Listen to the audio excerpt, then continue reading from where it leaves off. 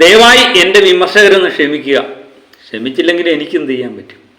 അപ്പം നമ്മൾ എമ്പുരാൻ വാർത്തകൾ തന്നെയാണ് പറയുന്നത്. എമ്പുരാൻ്റെ ഓരോ വാർത്തകൾ വരുമ്പോഴും നമ്മൾ സന്തോഷം കൊണ്ട് എനിക്കിരിക്കാൻ വയ്യേ എന്ന് പറയുന്ന പഴയൊരു പരസ്യമാണ് ഓർമ്മ വരുന്നത്. കാരണം 40 കോടിയിലേക്ക് കടക്കുന്നു. നമ്മുടെ ഒരു വാക്കുണ്ടായിരുന്നു 50-നും 60-നും കോടി രൂപയ്ക്കിടയ്ക്ക് ആദ്യത്തെ കളക്ഷൻ, ആദ്യ ദിന കളക്ഷൻ എമ്പുരാൻ കൊണ്ടുവരും മലയാള സിനിമയിലേക്ക് എന്ന് പറഞ്ഞ ഒരു വീഡിയോ എൻ്റെ ഉണ്ടായിരുന്നു.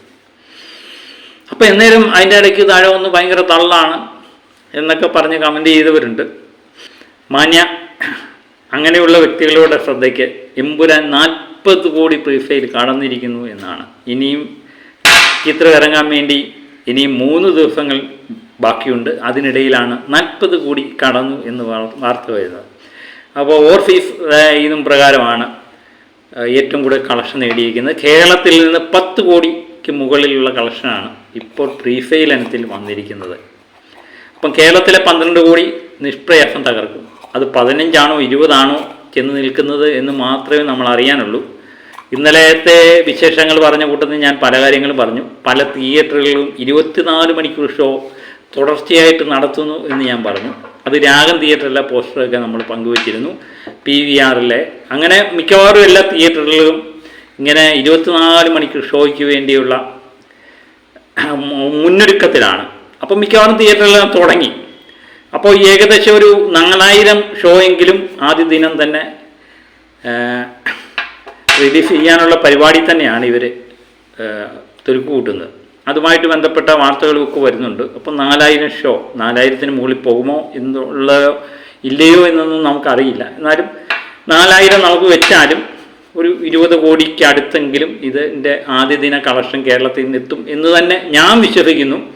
ആ വിശ്വാസം ഒരിക്കലും തെറ്റത്തില്ല എന്ന് തന്നെ നമ്മൾ ചുമ്മാ പറയുന്നതല്ലടേ, നമ്മളെല്ലാം കണക്കൂട്ടി പറയുന്നതാണ്. അതാണ് നമ്മുടെ കണക്കൊന്നും തെറ്റാത്തത്.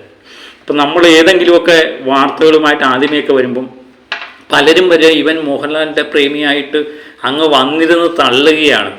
അപ്പോൾ ഈ തള്ളലെല്ലാം പിന്നെ അത് യാഥാർത്ഥ്യമായി വരുന്നത് നിങ്ങൾ കാണുന്നില്ലേ?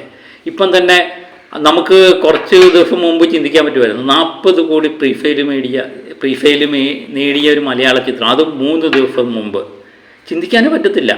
അപ്പോൾ ചിത്രം ഇറങ്ങുമ്പോഴത്തേന് ഏകദേശം 50 കോടി കടന്നിരിക്കുമെന്ന് 100% ഉറപ്പാണ്. അങ്ങനെയെങ്കിൽ ചിത്രം ഇറങ്ങിയതിന് ശേഷം ഇതൊരു പോസിറ്റീവ് റിവ്യൂ കൂടെ കിട്ടിക്കഴിഞ്ഞാൽ നമ്മൾ ഉദ്ദേശിക്കുന്നത് പോലെ 75 കോടിക്കൊക്കെ അടുത്തെത്താനാണ് സാധ്യത കൂടുതൽ. കാരണം ഇത് പോസിറ്റീവും കൂടെ കിട്ടിക്കഴിഞ്ഞാൽ ഉള്ള പ്രത്യേകത എന്ന് പറഞ്ഞാൽ ഇതിൻ്റെ തിയേറ്ററിൻ്റെ ഷോയുടെ എണ്ണം കൗണ്ടം കൂടും. പാതിരാത്രിയിൽ നിന്നോ വെളുപ്പിനെന്നോ വ്യത്യാസമില്ലാതെ ആൾക്കാർ പടം കൊള്ളാം എന്ന് പറഞ്ഞു കഴിയുമ്പം ആൾക്കാരങ്ങ് ഇടിച്ചു കയറുകയില്ല. അപ്പം ലാലേട്ടൻ്റെ ചിത്രത്തെപ്പറ്റി നമുക്കറിയാമല്ലോ. അത് പല ചിത്രങ്ങളുടെയും ബാക്കിമാരും നമ്മുടെ മുമ്പിലുണ്ട്. പ്രത്യേകിച്ച് പുലിമുരുകൻ നോട്ട് നിരോധിച്ച സമയം മുതൽ ആൾക്കാർ കാണിച്ച പടം കാണാൻ വേണ്ടി കാണിച്ച പ്രയത്നം നമ്മൾ കണ്ടതാണ്. അപ്പം പുലിമുരുകൻ തന്നെയൊക്കെയാണ് ഉദാഹരണങ്ങൾ. 6-ാം തമ്പുരാനുണ്ട്, മണിച്ചിത്രത്താഴുണ്ട്, അങ്ങനെ എത്രയോ സിനിമകളുണ്ട്. ചിത്രം മുതൽ കിലുക്കം മുതൽ എണ്ണിയാ തീരാത്തതുണ്ട് മക്കളെ. ഇത് വേറെ ഒരു നടനും അവകാശപ്പെടാൻ പറ്റത്തില്ല എന്ന് തന്നെ തോന്നും. ഇത് കേട്ട് കഴിയുമ്പോൾ തള്ളല്ല, ഇത് സത്യം തന്നെയാണ്. അപ്പം 40 കോടിയിലേക്ക് അടുക്കുന്നു. 40 കോടി കഴിഞ്ഞു എന്നാണ്.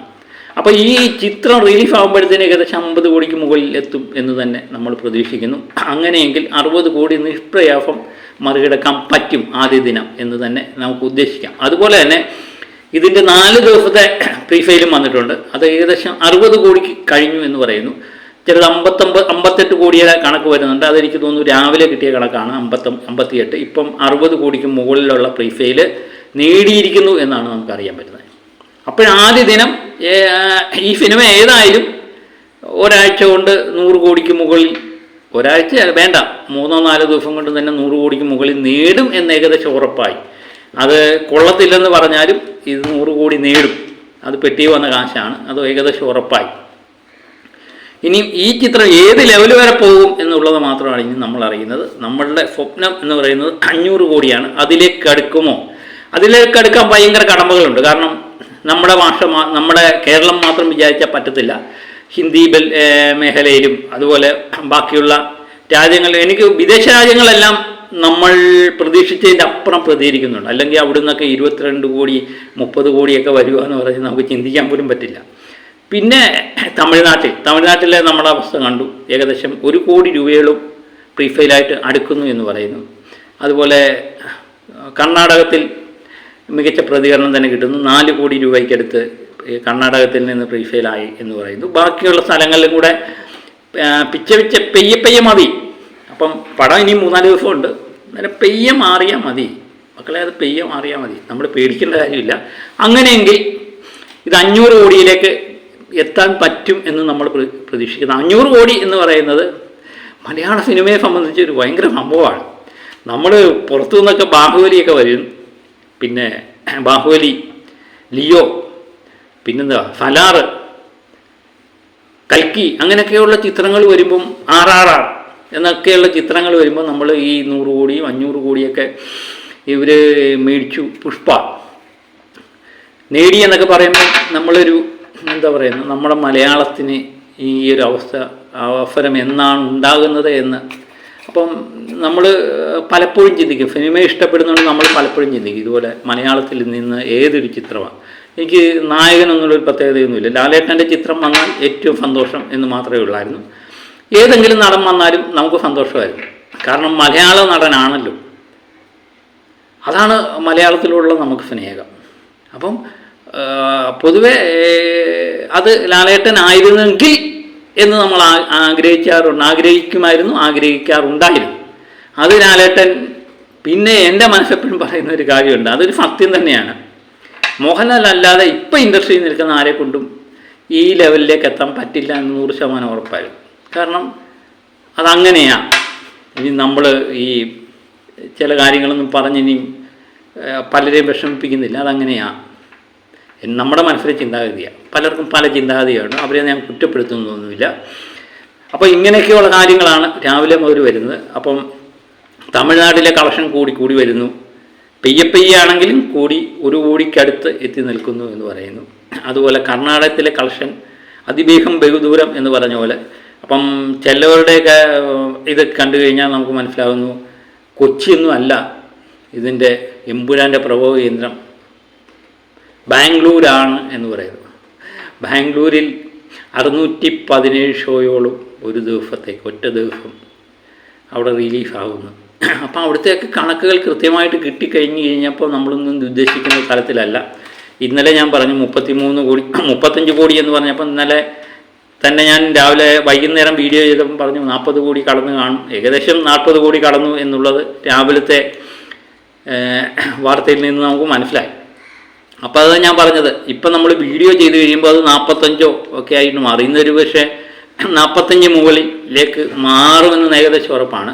അപ്പം റിലീഫിന് 50 കോടി പ്രീഫെയിൽ നേടിയ ചിത്രമായി മാറും. ഒരു പക്ഷേ റിലീഫിൻ ഡേറ്റോട് അടുക്കും തോറും ഒരു പക്ഷേ 60 എന്ന് പറയുന്ന നമ്മുടെ ടാർഗറ്റ്, ഞാൻ പറഞ്ഞേക്കുന്ന 55-നും 60-നും ഇടയ്ക്ക് എന്നാണ് പറഞ്ഞത്. ചിലപ്പം ഒരുപക്ഷെ പ്രീഫെയിൽ ഇനത്തിൽ തന്നെ 65-60 ടാർഗറ്റ് വരും. അപ്പോൾ നമ്മുടെ സ്വപ്നങ്ങൾ വീണ്ടും കൂടും. നമ്മളന്നേരം 75 പറയും. അത് 75 ആയി കഴിഞ്ഞാൽ നമ്മൾ 100 പറയും. അത് നമ്മൾ സർവ്വസാധാരണ മനുഷ്യൻ, ആഗ്രഹമില്ലാത്ത മനുഷ്യനുണ്ടല്ലോ.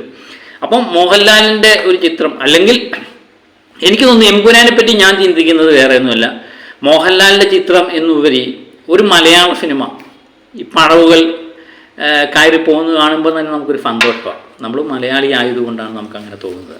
അപ്പം ഒരു മലയാള സിനിമ, നമുക്ക് ഇന്ന നടൻ എന്നൊന്നും ഇല്ലായിരുന്നു. പക്ഷേ ഞാൻ നേരത്തെ പറഞ്ഞ പോലെ തന്നെ അതൊരു മോഹൻലാൽ ചിത്രമായിരുന്നെങ്കിൽ നമുക്ക് പെരുത്ത് സന്തോഷം കൂടും. അതുതന്നെയാണ് നമുക്ക് ഈ കാണുന്നത്. അപ്പം ഇങ്ങനെ എമ്പുരാൻ വിശേഷങ്ങൾ ഇവിടെ കൊണ്ടും തീരുന്നില്ല. അപ്പം പുതിയ വിശേഷങ്ങളൊക്കെ ആയിട്ട് ഞാൻ വീണ്ടും എത്താം. അപ്പം നമ്മുടെ ചാനൽ ഇഷ്ടപ്പെട്ടോ, എൻ്റെ വാചകടി ഇഷ്ടപ്പെട്ടോ, അപ്പം എമ്പുരാൻ ഇറങ്ങുന്നിടം വരെ ഇതൊക്കെ സഹിച്ചേ പറ്റും. അപ്പം പുതിയ വീഡിയോ വിശേഷങ്ങളും ഒക്കെ ആയിട്ട് ഞാൻ വീണ്ടും എത്താം. അപ്പം അതുവരെ ഓക്കെ, ബൈ.